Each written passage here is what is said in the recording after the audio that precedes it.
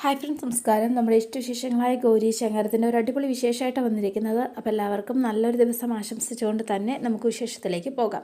അപ്പോൾ തുടങ്ങുമ്പോൾ തന്നെ കാണുന്നത് നമ്മുടെ മഹാദേവനെയും ശേഖരനെയാണ്. അപ്പോൾ ശേഖരൻ ഇതേൻ്റെ ഹൃദയവുമായിട്ട് ചെന്നിരിക്കുകയാണ് മഹാദേവൻ്റെ അടുത്തേക്ക്. അച്ഛൻ പറ, ഇതാരുടെ ഹൃദയമാണെന്ന് അച്ഛനൊന്ന് പറ. എന്തിട്ടാണ് രാവിലെ തന്നെ ഈ ഹൃദയം തൂക്കിപ്പിടിച്ചുകൊണ്ട് നടക്കണത്? അങ്ങനെ വഴിക്ക് വാ, ചോദിക്കങ്ങട് ഇതാരുടെ ഹൃദയമാണെന്ന് അച്ഛനൊന്ന് ചോദിക്ക്.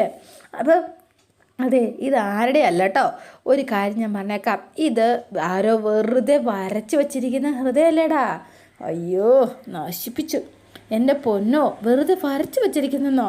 എൻ്റെ പൊന്നച്ഛ, അച്ഛൻ ഒരു കലാകാരനാവാത്തതിനുള്ള ഫുൾ പ്രോബ്ലംസ് അച്ഛനുണ്ട് കേട്ടോ. അതുകൊണ്ട് അച്ഛന് തീരെ ഭാവനയില്ല. വെരി പുവർ ഡാഡി എന്ന് പറഞ്ഞു. എൻ്റെ പൊന്നു ശേഖര, നീ ആകെ മാറിപ്പോയല്ലോടാ എന്ന് പറഞ്ഞു. നിനക്കിപ്പോൾ ഷാപ്പുമില്ല, ബാറുമില്ല, ഒന്നുമില്ല. മാറുവച്ചാ, ഈ ശേഖരൻ അങ്ങോട്ട് മാറും. ആട്ടി മൂടി അങ്ങ് മാറും കേട്ടോ. അച്ഛാ, ദേ ഇത് വെറും ഹൃദയമൊന്നും അല്ല കേട്ടോ. ദേ ഇതുണ്ടല്ലോ, ശേഖരനെ പ്രാണനെ പോലെ സ്നേഹിക്കുന്ന ഒരു പെൺകുട്ടി തന്ന ഹൃദയമാണല്ലോ എന്ന് പറഞ്ഞു.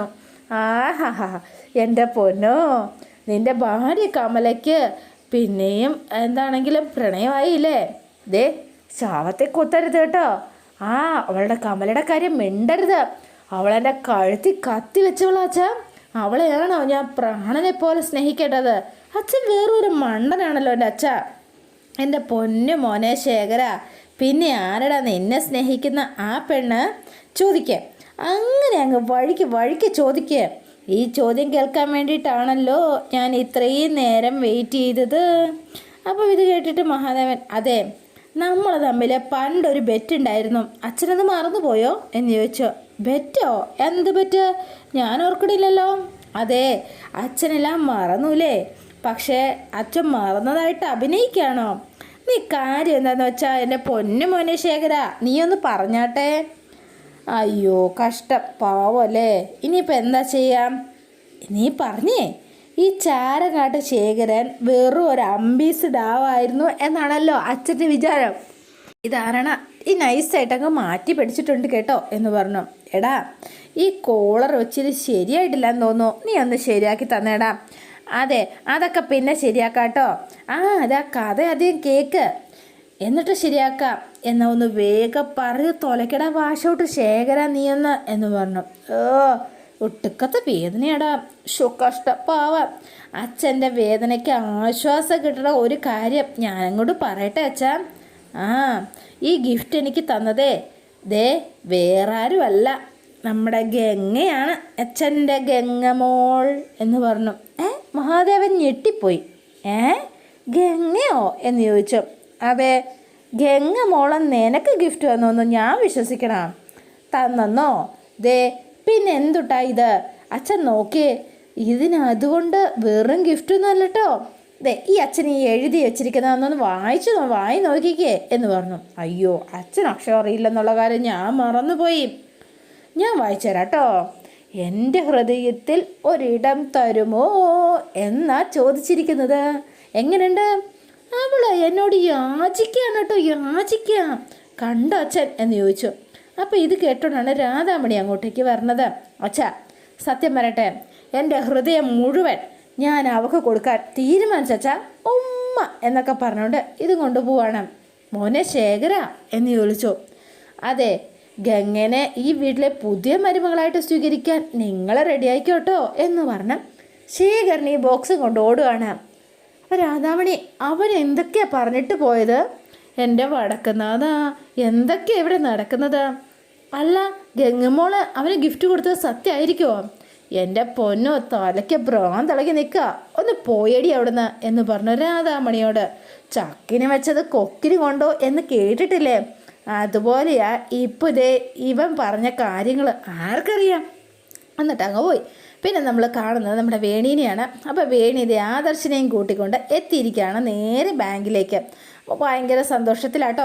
അപ്പോൾ ആദർശതേൻ്റെ അകത്തേക്ക് കയറുകയാണ്. എന്താണെങ്കിലും ആദർശേട്ടാ, ഇത് പുനർജന്മല്ലേ, അതുകൊണ്ട് ആദർശേട്ടൻ വലത് കാല് വെച്ച് തന്നെ അകത്ത് കയറുക എന്ന് പറഞ്ഞ് അകത്ത് കയറി കേട്ടോ. അപ്പോൾ ആദർശ് അങ്ങോട്ടേക്ക് വന്നപ്പോഴത്തേനും മാനേജറും ബാക്കി സ്റ്റാഫുകളും എല്ലാവരും വന്നു. എല്ലാവരും വന്നിട്ട് അതെ ആദർശ് വീണ്ടും നമ്മുടെ ബാങ്കിലേക്ക് തിരിച്ചെത്തിയിരിക്കുകയാണ്. പ്രമോഷനോട് കൂടി തന്നെ ആദർശ് കടന്നു വന്ന ആ കൈവഴികൾ നമുക്ക് ഓരോരുത്തർക്ക് പ്രചോദനമാകേണ്ടത് തന്നെയാണ് എന്നൊക്കെ പറഞ്ഞ് മാനേജർ എന്നിട്ട് നേരെ ക്യാബിനിൽ പോയിരുന്നു. അപ്പോൾ നമ്മുടെ വേണി പിന്നെ പറയണ്ടല്ലോ, ആളോടെ ചെന്നിരുന്നു കേട്ടോ. ആദർശേട്ടൻ ഇരിക്കുന്ന സ്ഥലം ഇതാണോ എന്ന് ചോദിച്ചോ. എൻ്റെ പഴയ സീറ്റ് ഇതായിരുന്നില്ല, പക്ഷെ പ്രമോഷൻ കിട്ടിയില്ലേ, ഇനി മുതൽ ഇതാണ് എൻ്റെ പുതിയ ക്യാബിൻ. അല്ല ആദർശേട്ടാ, അതെ ഇപ്പോൾ ഈ പ്രൊമോഷനൊക്കെ കിട്ടിയിട്ടേ ആദ്യമായിട്ട് ആദർശേട്ടൻ ഒപ്പിടുന്ന ബയൽ അതെന്തായിരിക്കും ആദർശേട്ടാ? അതിപ്പോൾ പറയാൻ പറ്റില്ല, ഇന്ന് ജോയിൻ ചെയ്തതല്ലേ ഉള്ളൂ. ഏതൊക്കെ ജോലികളാണ് എനിക്ക് അസൈൻ ചെയ്തിരിക്കുന്നതെന്ന് മാനേജർ പറയും, അതനുസരിച്ച് വരും. അതെ, എന്നാലൊരു കാര്യം ചെയ്യൂ ആദർശേട്ടൻ, എൻ്റെ ഒരു ആഗ്രഹമാണേ. എൻ്റെ ആഗ്രഹം പറഞ്ഞാൽ സാധിച്ചു തരൂ ആദർശേട്ടൻ? പറയാം. ആദർശേട്ടൻ ഈ ചെയറിലിരുന്ന് ആദ്യമായിട്ട് ഒപ്പിടുന്നത് എനിക്കുള്ളൊരു ചെക്കായിരിക്കണം. ചെക്കോ? എന്താ വേണി നീ പറയണത് എന്ന് ചോദിച്ചു. അല്ല, നമുക്കൊക്കെ ഈ ബാങ്കിൽ അക്കൗണ്ട് ഉള്ളതല്ലേ, അപ്പോൾ പിന്നെ ഒരു ചെക്ക് എഴുതി ഒപ്പിട്ടതാ, ഒരു 101 രൂപയുടെ ചെക്ക്. ഞാനത് മാറി എടുത്തോളാം ആദർശേട്ടാ എന്ന് പറഞ്ഞു. അതിന് വേണി ഞാൻ ചെക്ക് ലീഫ് കൊണ്ടുവന്നിട്ടില്ല. എൻ്റെ പൊന്നാദർശേട്ടാ, നിങ്ങൾ വെറും മണ്ടനാണോ? ഇത് ബാങ്കല്ലേ, നിങ്ങൾക്ക് ആ ഫോൺ എടുത്തൊന്ന് കുത്തി വിളിച്ചിട്ട് ഒരു ചെക്ക് ലീഫ് കൊണ്ടുതരാൻ പറ, അവർ കൊണ്ടുതരില്ലേ എന്ന് ചോദിച്ചു. ആദർശ് വേഗം തന്നെ ചെക്ക് ലീഫ് കൊണ്ടുവരാൻ പറഞ്ഞു. ചെക്ക് ലീഫ് ഒപ്പിട്ട് നമ്മുടെ വേണിയുടെ കയ്യിലേക്ക് കൊടുത്തു കേട്ടോ. ഞാനിത് മാറൂല കേട്ടോ, ഇത് നമ്മുടെ ഓർമ്മയ്ക്കായിട്ട് ഇത് ഞാൻ സൂക്ഷിച്ച് വെക്കാം. പിന്നെ അതെ, ആദർശേട്ടന് കഴിക്കാനുള്ള ഫുഡ് ഞാൻ കൊണ്ടുവന്ന് വെച്ചിട്ടുണ്ട്, മരുന്നും വെച്ചിട്ടുണ്ട്. ദേ മറന്നു പോകാണ്ട് കൃത്യമായിട്ട് സമയത്ത് കഴിക്കണം. ഞാൻ കഴിക്കാം എന്ന് പറഞ്ഞു. കൃത്യസമയത്ത് തന്നെ കഴിക്കാം. അപ്പം ശരി കേട്ടോ, എന്നാൽ ഞാൻ പോയിക്കോട്ടെ എന്ന് ചോദിച്ചു. പിന്നെ ആദർശേട്ടനെ ഏതെങ്കിലും ഇറങ്ങാൻ ടൈം ആകുമ്പോൾ എന്നെ ഒന്ന് വിളിച്ചാൽ മതി കേട്ടോ, അന്നേരം ഞാൻ വന്നേക്കാം എന്ന് പറയുന്നു. അപ്പോൾ വേണിയുടെ ബാഗൊക്കെ കൊണ്ടുപോയി മാറ്റി വെച്ചിട്ട് വേഗം തന്നെ ഇറങ്ങാനായിട്ട് പ്ലാൻ ചെയ്യണം. അപ്പോൾ വേഗം ആദർശ് വേണി എന്ന് വിളിച്ചു. ആളുടെ കണ്ണൊക്കെ നിറഞ്ഞു കേട്ടോ. എന്ത് മത്താപ്പേ, ഇതെന്തു പറ്റി എൻ്റെ മത്താപ്പിന്? മുഖമൊക്കെ വല്ലാണ്ടിരിക്കണ്ടല്ലോ. നീ കൂടെ ഇല്ലായിരുന്നെങ്കിൽ ഇന്നത്തെ ഇങ്ങനൊരു ദിവസം എൻ്റെ ജീവിതത്തിൽ, എൻ്റെ ലൈഫിൽ ഒരിക്കലും ഉണ്ടാവില്ലായിരുന്നു വേണി എന്ന് പറഞ്ഞു. അപ്പോൾ ഓടി ചെന്നു ആദർശിൻ്റെയൊക്കെ മുഖത്തൊക്കെ പിടിച്ചിട്ട് വേണി കണ്ണീരൊക്കെ തൂത്തു കൊടുക്കുക. അതേ മനുഷ്യ, അതെ ഇന്നില്ലേ നിങ്ങളുടെ ഫസ്റ്റ് ഡേ ആണ് കേട്ടോ. അതുകൊണ്ട് ബാങ്കിൽ മാത്രമല്ല കേട്ടോ, നമ്മുടെ ലൈഫിൽ ദേ ഇവിടം തൊട്ട് നമ്മളൊരു പുതിയ ലൈഫ് അങ്ങോട്ട് തുടങ്ങുക കേട്ടോ. അതുകൊണ്ട് ദേ കേൾക്കുന്നുണ്ടോ നിങ്ങൾ എന്ന് ചോദിച്ചു. അപ്പോൾ വേഗം തന്നെ നമുക്ക് നമ്മുടെ ജീവിതത്തിന് വേണ്ടിയിട്ട് ഒരുപാട് കാര്യങ്ങൾ ചെയ്ത് തീർക്കണ്ടേ ആദർശേട്ടാ? വേണ്ടേ മനുഷ്യ? വേണം എന്ന് പറഞ്ഞു. എന്നാലേ ഒരു കാര്യം ചെയ്യാം, ഈ സെൻറ്റിമെൻറ്റ്സ് ഒക്കെ മാറ്റി വച്ചിട്ടേ ധൈര്യമായിട്ടിരുന്ന് സ്വന്തം ജോലി അങ്ങോട്ട് ചെയ്യാൻ നോക്കണ്ടേ ആദർശേട്ടാ എന്ന് പറഞ്ഞു. ഞാനിവിടെ നിന്നാലേ നിങ്ങൾ എന്നെയും ഇതുപോലെ ഓരോന്നൊക്കെ പറഞ്ഞ് തള്ളി മറിച്ചിട്ടു കേട്ടോ. അതുകൊണ്ട് ഞാൻ പോവാട്ടോ എന്ന് പറഞ്ഞു. പിന്നെ നിങ്ങൾ വിളിച്ചാൽ മതി കേട്ടോ, അപ്പം ടപേന്ന് ഞാൻ അപ്പം തന്നെ റിട്ടേൺ അടിച്ച് വരാം. ഓക്കെ സെറ്റ് എന്നൊക്കെ പറഞ്ഞ് വേണി വേഗം അവിടെ നിന്ന് പോവാണ് കേട്ടോ. വേണി നേരെ ഇറങ്ങുന്നത് നമ്മുടെ ശിവരഞ്ജിനിയുടെ അടുത്തേക്കാണ്. ശിവരഞ്ജിനി അന്നേരം വേഗം ഓർത്തത് വേണിയുടെ അടിയാണ് കേട്ടോ. അമ്മ മുഖത്തിങ്ങനെ കൈയൊന്ന് വെച്ചിട്ട് ഇങ്ങനെ നിന്നു. അപ്പോൾ വേണി നേരെ അടുത്തേക്ക് വന്നു, ശിവരഞ്ജിനിയുടെ അടുത്തേക്ക്. എന്നിട്ട് അടുത്ത് നിന്നിട്ട് ആഹാ നീയോ എന്ന് ചോദിച്ചോ. എൻ്റെ ആദർശേട്ടനെ ഇന്ന് ഈ ബാങ്കിൽ വീണ്ടും ജോയിൻ ചെയ്തു കേട്ടോ എന്ന് പറഞ്ഞു. ആ മനുഷ്യനെ ഇവിടെ വരെ എത്തിക്കാനേ ഞാൻ അനുഭവിച്ച കഷ്ടപ്പാടുണ്ടല്ലോ, അതെത്ര മാത്രമാണെന്ന് ഒരു ഭർത്താവിനെ ജീവനെ തുല്യം സ്നേഹിക്കുന്ന ഒരു ഭാര്യയുടെ വേദന നിനക്ക് ചിലപ്പോൾ മനസ്സിലായിന്നൊന്നും വരില്ല. പക്ഷേങ്കിലുണ്ടല്ലോ അത് ചിലപ്പോഴെന്നല്ല, നിനക്കൊട്ടും മനസ്സിലാവില്ലടി, ഒട്ടും. അതുകൊണ്ടാണല്ലോ മനസ്സിലാകുമായിരുന്നെങ്കിലേ ഞാനൊന്നും പറയണില്ല, പോട്ടെ, കഴിഞ്ഞതൊക്കെ കഴിഞ്ഞു, ഇനി അതൊക്കെ വിട്ട് കളയുന്നതാണ് നല്ലത് എന്ന് പറഞ്ഞു. ദേ ഈ അനുഭവിച്ചതൊക്കെ ഈ വിധിയാണ് എന്ന് കരുതി ഞാൻ സമാധാനിച്ചു. വേണി, എൻ്റെ ഭാഗത്ത് തെറ്റുകൾ സംഭവിച്ചിട്ടുണ്ട് എന്ന് പറഞ്ഞ ഉടനെ ശിവരഞ്ജിനി ഞാൻ സമ്മതിച്ചു, ഇനി ഒരിക്കലും ഞാൻ അങ്ങനെ ഒരു തെറ്റ് ആവർത്തിക്കില്ല. ഓഹോ അത് ശരി, അത് കൊള്ളാലോ നീ. അപ്പോൾ നീ ഇവിടെ തന്നെ ഉണ്ടാവും അല്ലേ എന്ന് ചോദിച്ചു. നിനക്ക് ഈ ബാങ്കിൽ നിന്ന് ട്രാൻസ്ഫർ വാങ്ങി പോകാനായിട്ട് ഒരു ഉദ്ദേശവും ഇല്ലല്ലേ വേണി? ആദർശേട്ടനും വേണിക്കും ഇടയിൽ ഈ ശിവരഞ്ജനി ഇനി ഒരിക്കലും ശല്യമാവില്ല എന്നാണ് ഞാൻ പറഞ്ഞത്.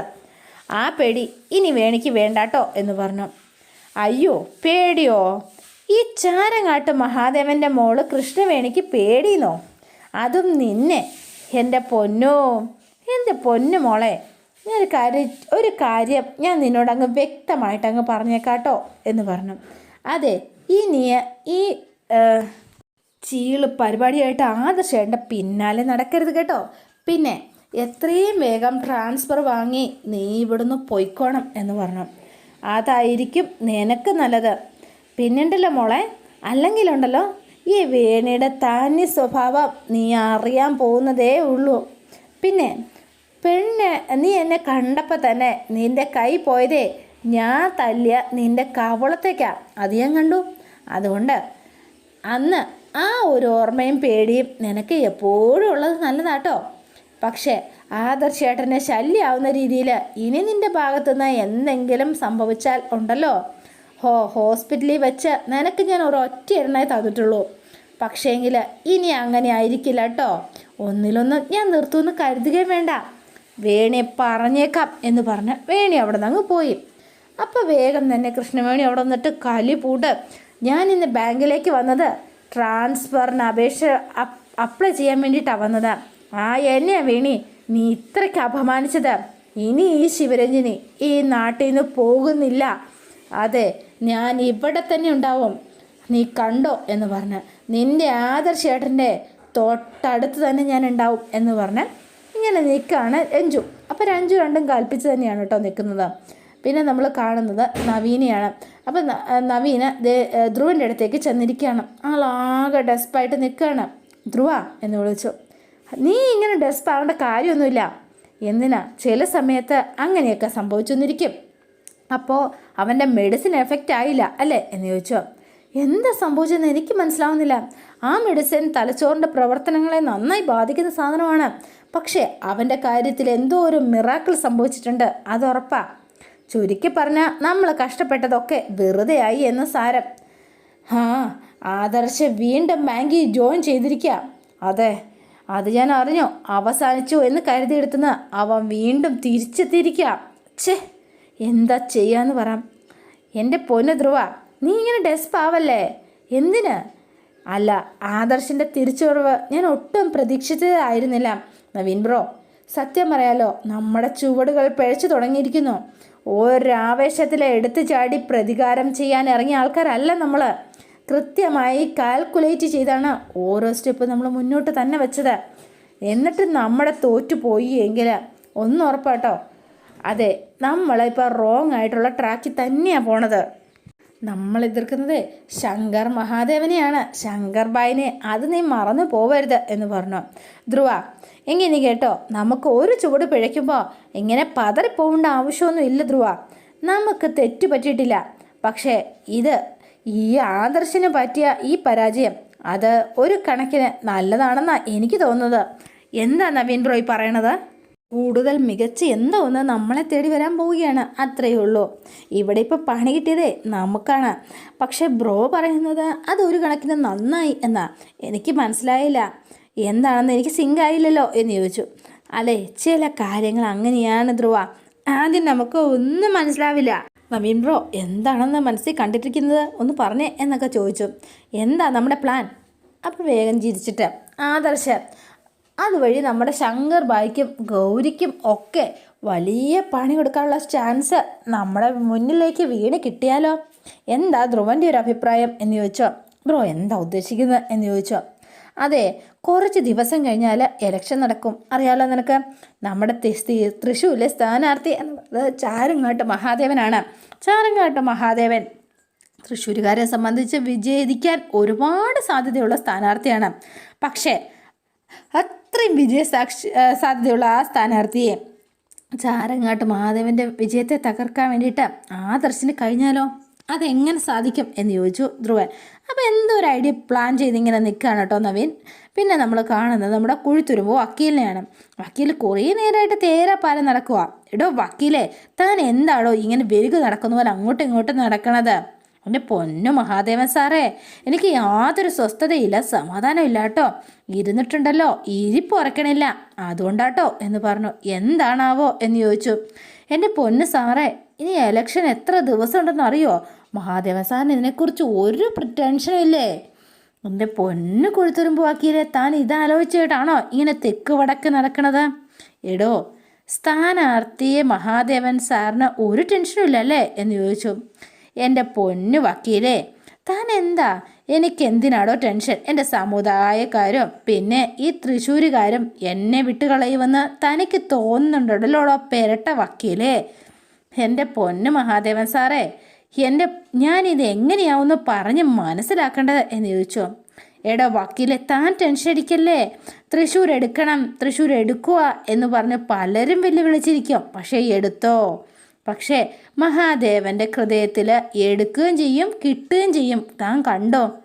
മഹാദേവൻ സാറേ, ഇക്കാര്യങ്ങളുടെ പോക്ക് ഇങ്ങനെയാണെങ്കിൽ അത് നടക്കുമെന്ന് എനിക്ക് തോന്നണില്ല കേട്ടോ. താൻ എന്താണോ പറയുന്നത്? അപ്പോൾ ഞാൻ തോക്കും, ഞാൻ തൃശ്ശൂർ ജയിക്കില്ല എന്നാണോ താൻ പറഞ്ഞത്? മഹാദേവൻ സാറേ, സത്യം പറഞ്ഞാൽ സാധു ജയിക്കാനുള്ള ചാൻസ് വളരെ വളരെ കുറവാട്ടോ. ഡോ, അത് തീരുമാനിക്കണത് താനാണോടോ എന്ന് ചോദിച്ചു. എടോ, തീരുമാനിക്കുന്നത് തൃശ്ശൂരിലത്തെ ജനങ്ങളാണ്, മനസ്സിലായോ? മിനിമേ 2 ലക്ഷം വോട്ടത്തിൻ്റെ ഭൂരിപക്ഷത്തിനായിരിക്കും ഈ തൃശ്ശൂർ ഇത്തവണ ഈ ചാരങ്ങാട്ട് മഹാദേവൻ വിജയിക്കാൻ പോകുന്നത്. താൻ കണ്ടോ എന്നൊക്കെ പറഞ്ഞിങ്ങനെ നിൽക്കുകയാണ്. അതോടെയാണ് ഇന്നത്തെ വിശേഷം അവസാനിക്കുന്നത്. ഇനി നാളത്തെ വിശേഷം ഇതിലും ഗംഭീരമാണ്. അപ്പോൾ എല്ലാവരും വെയിറ്റ് ചെയ്യുക. ഇഷ്ടപ്പെട്ടുവെങ്കിൽ ലൈക്ക് ചെയ്യുക, ഷെയർ ചെയ്യുക. തൊട്ടടുത്ത് ആ ബെൽ ബട്ടൺ കൂടെ ഒന്ന് ഞെക്കുകയാണെങ്കിൽ ഞാൻ ഇടുമ്പോൾ തന്നെ നോട്ടിഫിക്കേഷൻ ലഭിക്കുന്നതായിരിക്കും. പുതുപുത്തൻ വിശേഷമായിട്ട് എത്താം. Bye and see you again.